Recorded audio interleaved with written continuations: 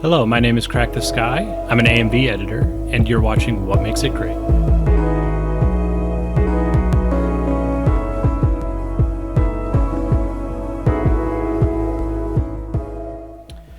Hello, everybody. Welcome to episode 7 of What Makes It Great, a series where we look at great AMVs and then break them down and figure out what exactly it is that makes these videos great.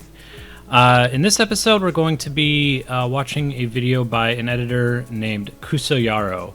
So he was a very popular editor, like at the kind of near the start of when AMVs started to really become a thing back in like the early 2000s. AMVs have been around longer than that, but that was when AnimeMusicVideos.org started up and where the community kind of really started to come together.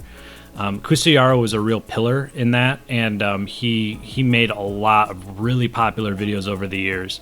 I would name drop them, but my guess is that most people watching this probably wouldn't know them, and even I like kind of forget about them a lot of the time. But the video we're going to be watching today is called Build Me Up Buttercup. It is a Kare Kano video, also known as His and Her Circumstances, the name of the anime.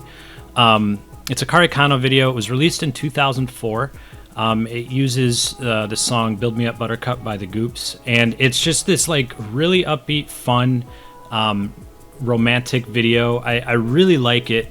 It's one of my favorites from the era, and I think you'll really enjoy it. I'm looking forward to talking about this one. I mean, I look forward to talking about every video that I talk about, but I'm excited about this one as well. Now, when you look through it, or when you watch through it, there are a few things I want you to notice, and they're going to be things I've asked you to look for before in previous videos. So we're kind of at a point now where, you know, through the last 6 episodes, I've been trying to, you know, to dial into kind of new concepts in each video that I want you to look at. From here on out, we're probably going to start to see a lot of repeating concepts, stuff that we've already kind of explored in previous videos. But that's okay. That's a good thing, actually, because we want to really kind of hammer this stuff home. So seeing the same concepts executed in different ways by different editors in different contexts is going to be really important as you're trying to figure out how to get better as an editor. You don't want to get stuck in kind of one groove and then just, you know, live inside your comfort zone forever. You kind of want to push yourself and experience new things. So what I want you to look for in this video is 2 main things. First of all, the use of internal sync. Talked about it a lot. We're going to talk about it a lot again in this video. Internal sync, again, is when something within the anime source itself is synced up to the music as opposed to the editor making a cut or adding some effect or something as a sync device. So there's a lot of internal sync in this video, and we're not going to probably stop and analyze every single point, but you'll definitely see as we go along, there's a lot of it. And the other thing I want you to look at is lyric sync. So we've touched on lyric sync plenty over the past few videos, but here, this is probably the most lyrically driven video we've watched up to this point. And just pay attention to when it's utilized and how it kind of feeds the mood of the video and how it really contributes to the overall story in as much as it exists. So those 2 things. As usual, if you're familiar with this video, you can skip watching it and just go straight to this time code for the discussion. Otherwise, let's watch this together. This is Build Me Up Buttercup by Kusoyaro, and then we'll talk about what makes it great.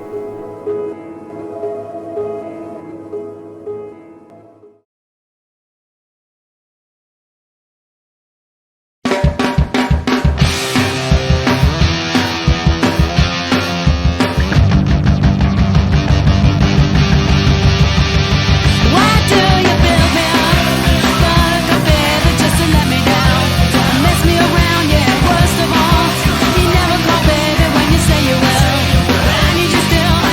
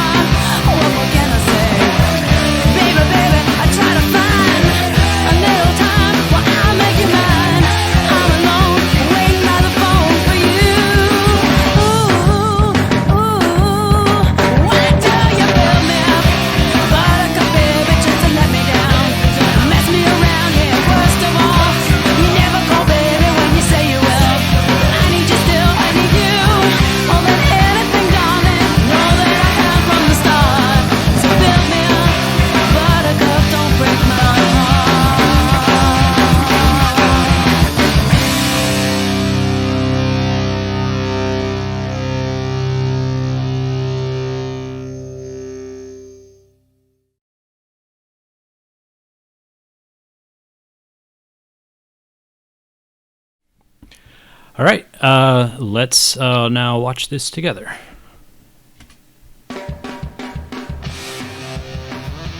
Okay, well, let's actually keep going here. Okay, just both those parts are important. So, already, I asked you to look for internal sync. You have 3 examples of it right there, straight from the outset. This is, I talk about this a lot. Establishing rhythm, man. It comes up so much because it's so important. From the opening scenes, Kusoyaro is already getting into a visual rhythm with the scenes he's choosing, and he's also making a statement by saying, "Hey, these opening scenes are going to be internally synced," and then he does that throughout the rest of the video. So the establishment of some sort of pattern in the opening scenes is just it goes such a long way, and I will mention that every time we see it, and it'll probably be in most videos that we watch together, because the opening seconds are just so important. So let's go back and just rewatch this intro. See, with that guitar slide is like that guitar riff, it's like moving down the hallway and then moving up the stairs, and then not to mention, her shaking on the beat. It's like it's so smooth, and it already, not only that opening scene, the very first scene, not only is it synced on the beat, it's kind of a goofy scene. It's telling you from the outset, this is going to be a fun video. Like, strap in, you're gonna have fun when you watch this video.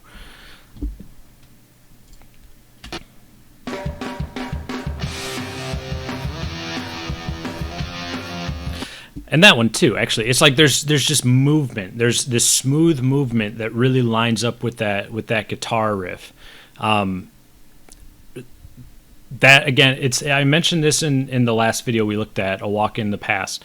It's like, if you can find those scenes when you're doing internal sync, if you can find those scenes where the movement within the scene seems like it is actually the thing that's causing the sound in the song, you know that you have found a really excellent piece of internal sync, and you should try to use that. You should try to do that as much as possible if you're using internal sync. It's not always possible, but like here, that guitar riff just has like this, there's like this steadiness to it, and the shots that he chose are like these scenes with movement, down the hall and then up the stairs, and then she's sliding across the screen, and they all have this constant movement to them, which just really lines up with the way that guitar riff sounds.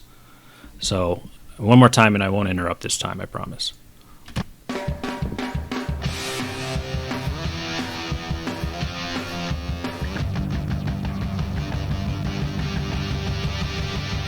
Okay.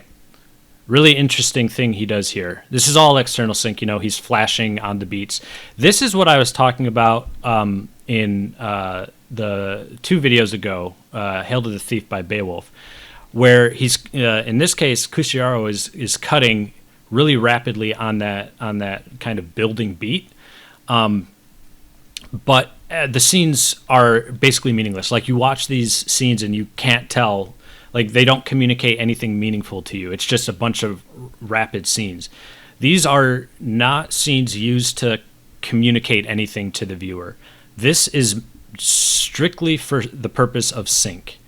So don't, read anything into those scenes.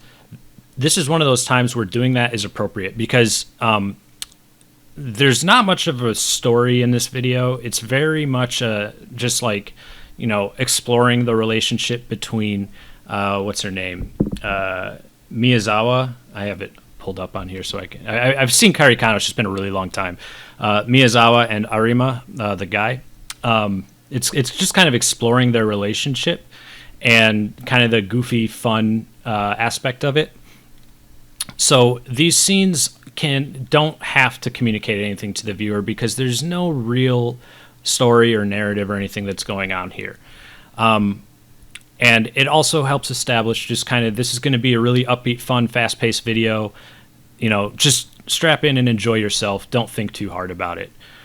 So that's what those flashing scenes communicate when there's no overarching similarity between any of them. It's just a bunch of random scenes. That's okay. It's a sync device. That's all it's really meant to be here.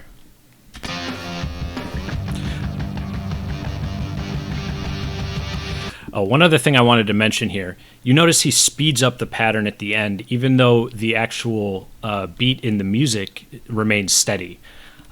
This is interesting. You don't actually see this too often. Normally, editors like to stay on beat because that's what, again, that's kind of, I mentioned before, that's what the human brain wants, is something predictable. But in this case, he speeds it up, and it's cool because it's building more and more. Just the tone of the song is building more and more, even if the beat isn't changing. So Kusoyaro he's reacting here to the feeling of the song without reacting to the strict beat of the song, if that makes sense. This is something that it's hard to teach. I'm not going to pretend like I can necessarily tell you when to do this, because it's something I used to struggle with a lot, and then at some point it just started clicking in my own work, and I don't know that there was anything I necessarily did other than I watched a ton of videos. I mean, I've said it before, I will continue to say it. The best way to get a feeling for when to do certain things in videos is just to watch a ton of them. You'll eventually begin to internalize what you're seeing and just intuitively understand when the music does X, I do Y.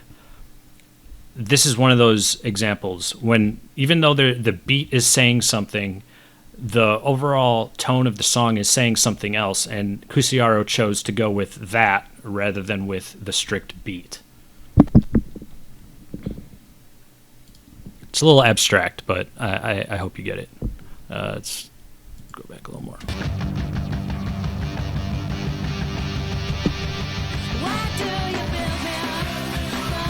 I love this. I love this part where it shows the shots of all the girls pointing and screaming right as the backup singers sing, "Build me up," and then "Let me down." It's just like internal sync, man. It goes with the music in a really fun way.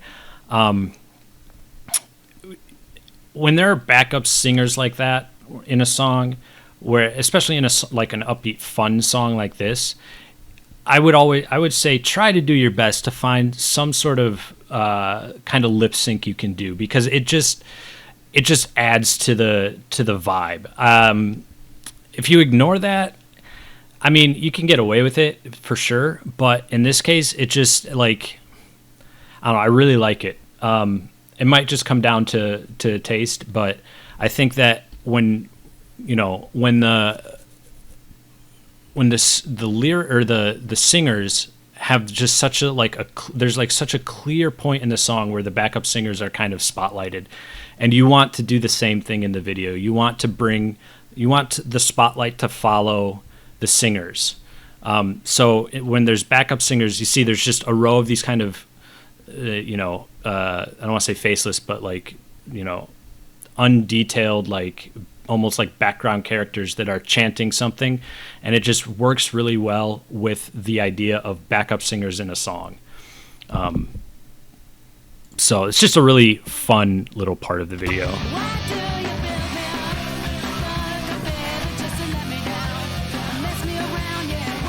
And you already see some lyric sync there, right? So she's singing, "Why do you build me up?"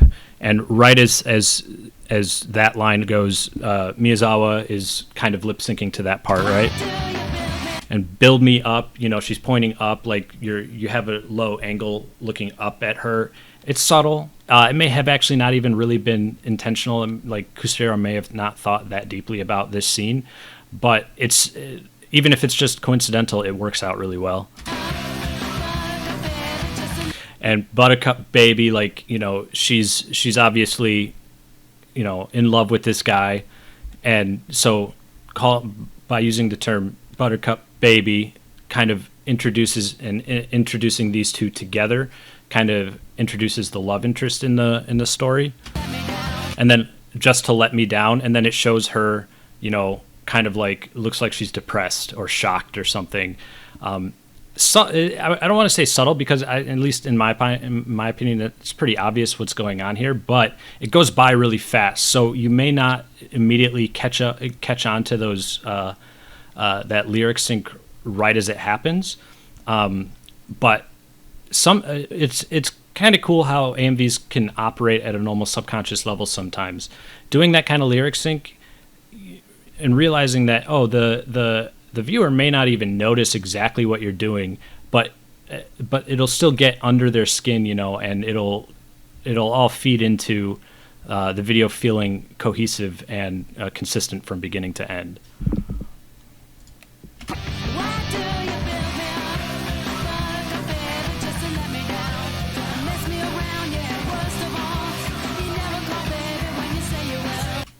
So we're again seeing a bunch of lyric sync. There's a lot of lyric sync in this video.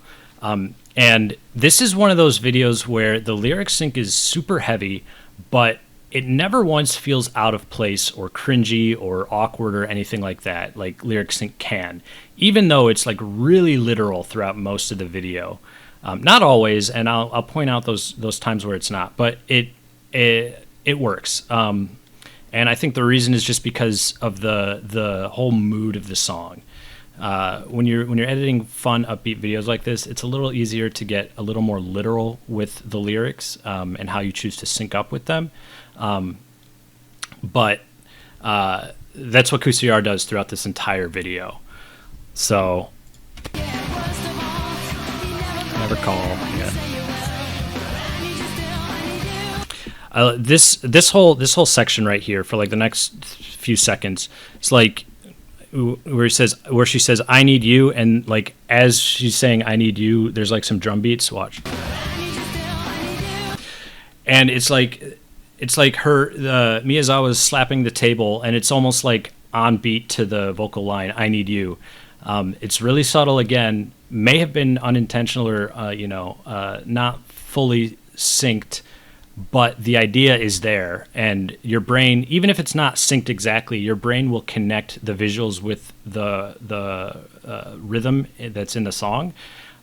So in these cases, the internal sync doesn't have to be 100% spot on, but it needs to be close enough that the brain will recognize your intention and kind of fill in the gaps. So if I were to like slow this down, I would guess that her hand is not hitting the table right on the correct beats necessarily, but the idea is there and you get it, and it still works just as well.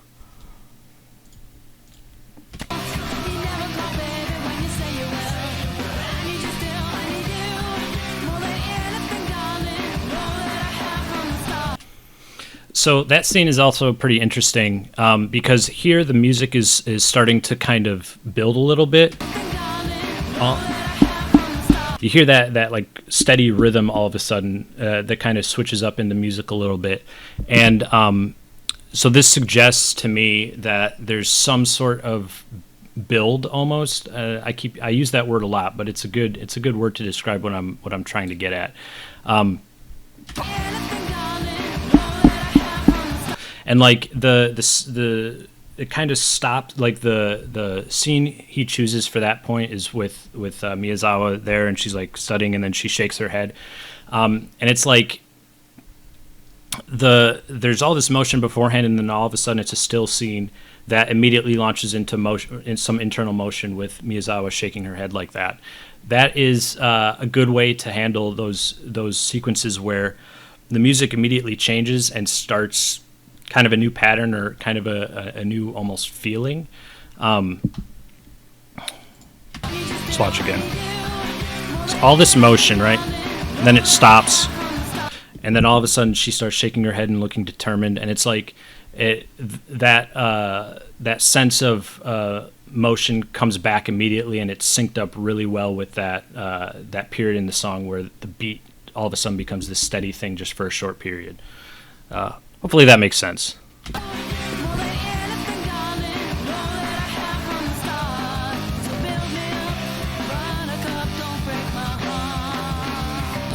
I love all the sync there. It's like, so you have this kind of beat, right, or this rhythm where it's like,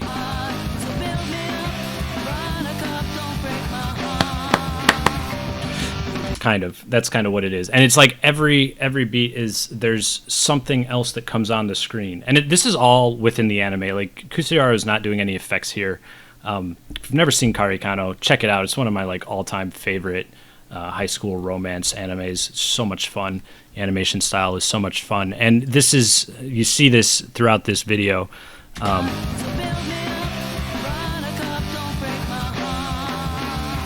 Like there's all those, like her face just keeps sliding in and stuff, and it's synced right to that beat.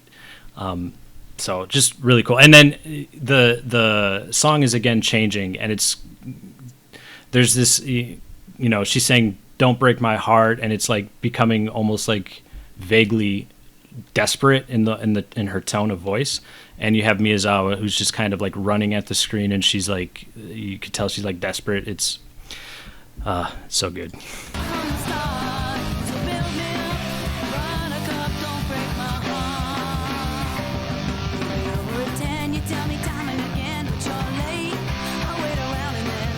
This part is great just because that's actually what happens in the anime, if I recall correctly.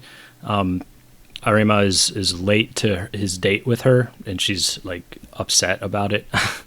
So it's actually playing, he's not like using any kind of, out of context scene manipulation here. It's actually what happens in the anime, which is just kind of a neat little nugget of for those who are fans of the anime.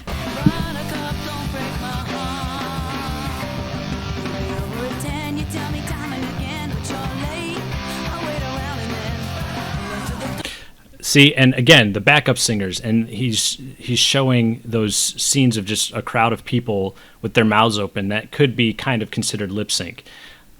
It's just a really good thing to do when you have those like really obvious moments of vocal lines, whether it's from the main singer or the backup singers or whatever. It's always good to highlight those, especially in videos like this, because it just keeps things moving. It keeps the internal motion consistent with the song. Or maybe I shouldn't say internal motion. Maybe I should say just the internal pacing of the video consistent with the song.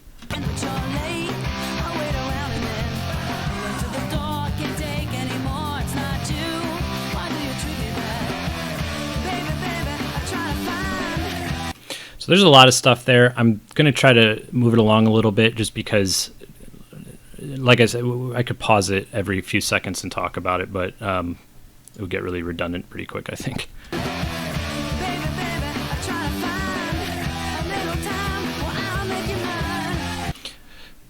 More internal sync there, where her face is, on each hey, hey, hey, her face is getting like slightly closer to Arima here. And it's like, that probably took a lot of, minute adjustments and stuff to sync it up exactly. But those things are worth it. It's worth it to do that. It's subtle, and you may not even notice it the first time you watch the video. You probably will, but you may not. It may just pass you by. But little things like that, really good to do. They add so much rewatch value to your video.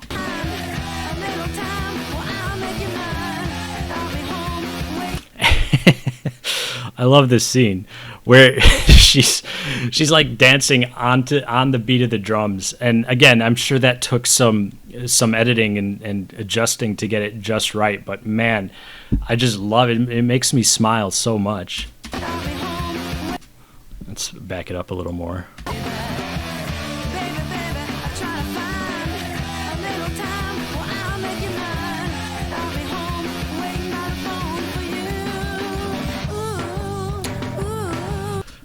Those oohs, one of my favorite parts in the video, honestly. Just the faces. The faces are just so perfect for that ooh part. It's Scene selection is just great in this video. Hopefully I don't need to explain why that's great. I think that speaks for itself.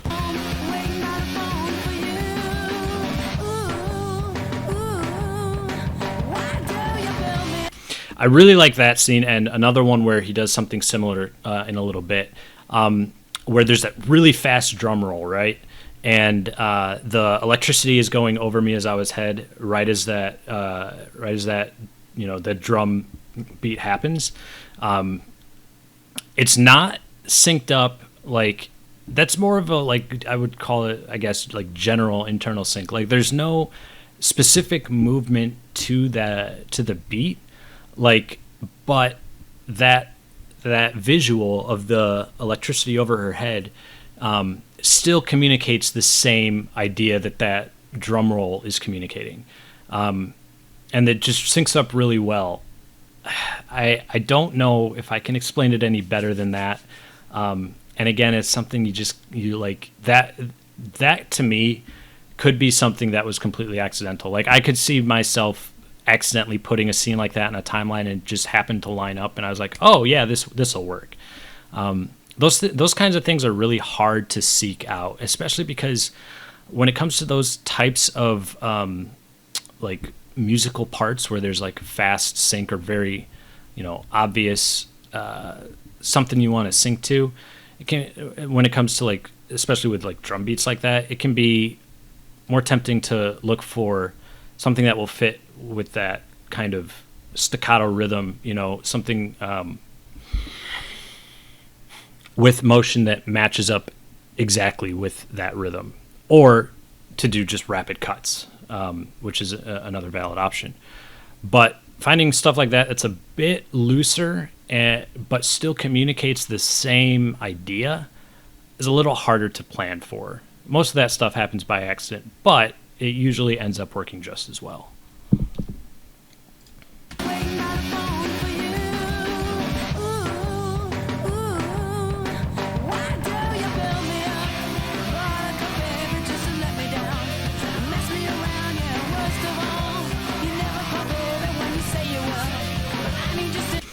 So I haven't mentioned lyric syncing a little bit. There's a lot of it in that last section. I mean, we could pause at each instance, but I'm not going to. But I will point out. So, like, some of this is a little, it's not immediately noticeable. Like, you kind of have to study the scenes to get at it. But like I said, it still kind of operates on a subconscious level. Like right here, she's singing, "Why do you build me up, Buttercup, just to let me down?" And it's like Arima is laughing at her while I can't remember if she's puking or what, but like it's not exactly lyric sync, like not in the really literal sense, but it's more like the idea is that the singer, the subject of the song, is constantly being let down by the person she likes. And so that's what Kusoyaro is illustrating with a lot of this scene selection.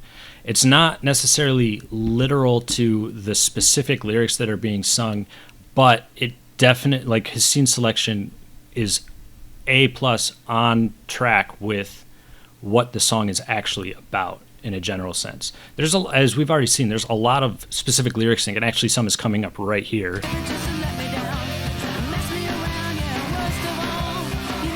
Like that, like, again, this is the part that I was referring to. You never call baby when you say you will. But even right before that, with that worst of all, it's like this part where it shows these scenes of Miyazawa with her hands on her head and the inverted color scheme, which is also from the anime. That's not something that Kusoyaro added. But it's like these scenes are like communicating the same idea. Worst of all.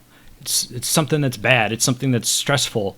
That's what it's communicating, and that's also the same thing that this scene is showing. It's like Miyazawa is stressed. She's upset, and that loose lyrical connection works really well in this sense. But that's kind of what Kusoyaro hits on a lot throughout this video. It's just another way of doing lyric sync, I guess, is is what I'm trying to get at here.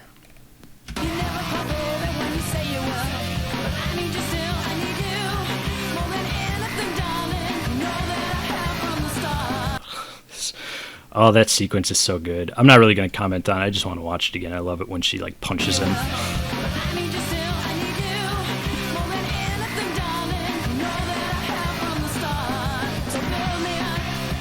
That, like, right as the backup singers come in and they say "Build Me Up," she spreads her arms and is like triumphant. It's just matching up with the tone of the song and again highlighting those backup singers.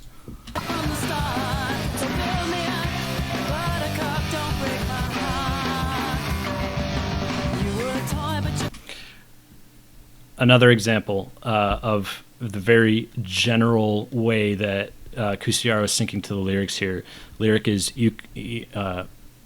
what was it? You're a toy, but you could be the boy I adore. Yeah. So the idea here is that the singer is, saying I could have just been, this whole thing could have just been me wanting to mess around, and in that with that lyric.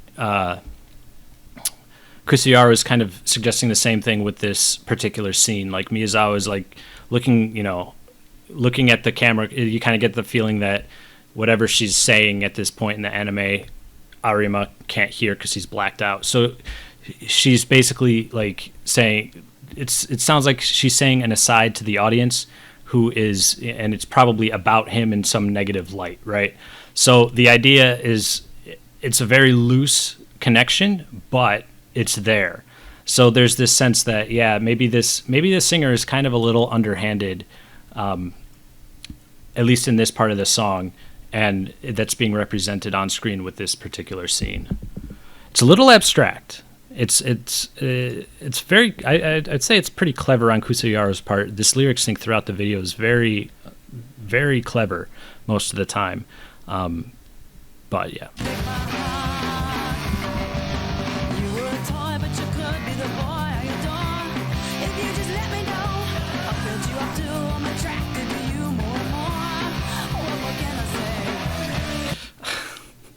I just have to pause here because I love this part of the anime.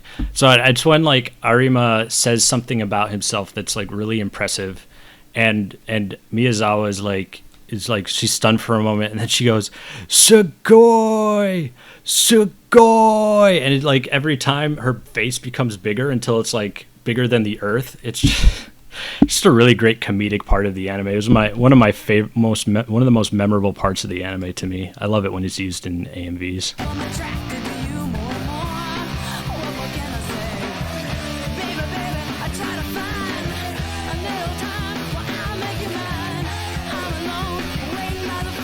So I'm letting it run because we're just seeing the same stuff over and over again, right? It's a really consistent video. Kusoyaro does the same things throughout the video, basically from beginning to end. A lot of lyric sync, a lot of great internal sync. There's been some great external sync too here and there, which I haven't really talked about because I think it's pretty obvious when it happens. But I'm gonna let it run, and we'll see if there's anything else in particular that catches my eye. I can think of one or two things out that are probably coming up that I want to talk about. But I mean, we've covered most of this stuff before in other videos, and plenty in this video already. So let's just go back and rewatch and see where we land.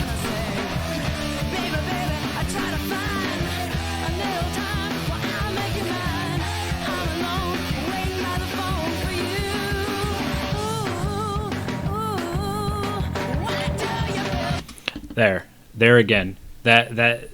This is the same part as I was talking about before, in this like the same musical phrase as with the electricity above her head earlier. It's the same musical phrase just later in the song, and again, the internal sync here is spot on. Again, it's a little off. It's not perfectly synced up with the drum roll, but it's close enough where the idea is still clear, and your brain still makes the connection, and it works just as well as if it had been synced up perfectly. So let's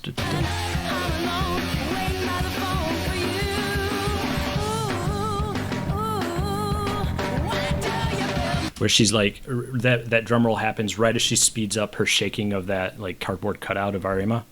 It's great.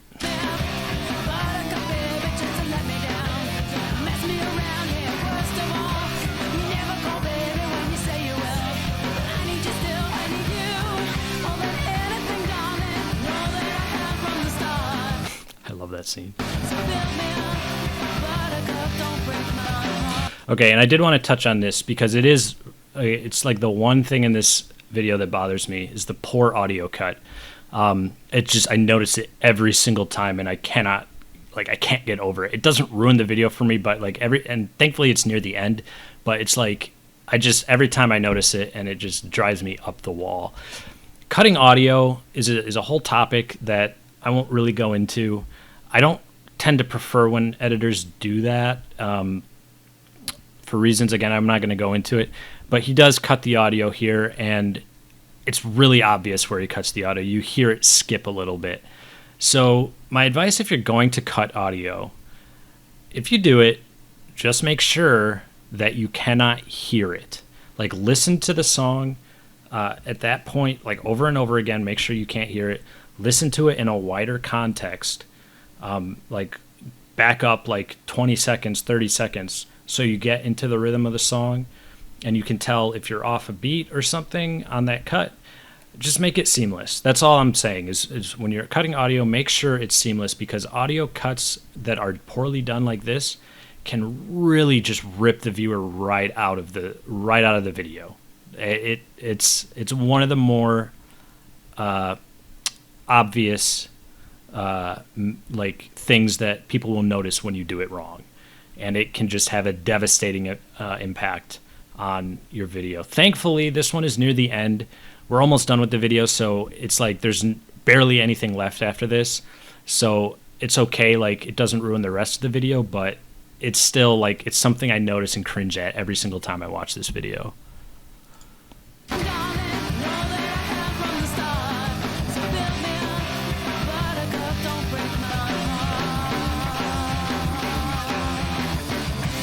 This scene, it's one of the best closing scenes in an AMV. That might be hyperbole, but I love it. I love that scene so much. It's just such a perfect end to that series. Like this, you know, the entire video is like, you know, Miyazawa is constantly disappointed by Arima, but she still loves him. And I just imagine that would be a very exhausting thing to go through. And then that last scene is just like, you get the feeling it's like, I'm just fed up, and I don't even care what I look like right now. Shaking her butt to it. It's great. I love that. So that is Build Me Up Buttercup. The kind of the takeaways from this video are, first of all, internal sync. This is a super energetic video from beginning to end. A lot like Petaloso, which we looked at several 4 or 5 videos back.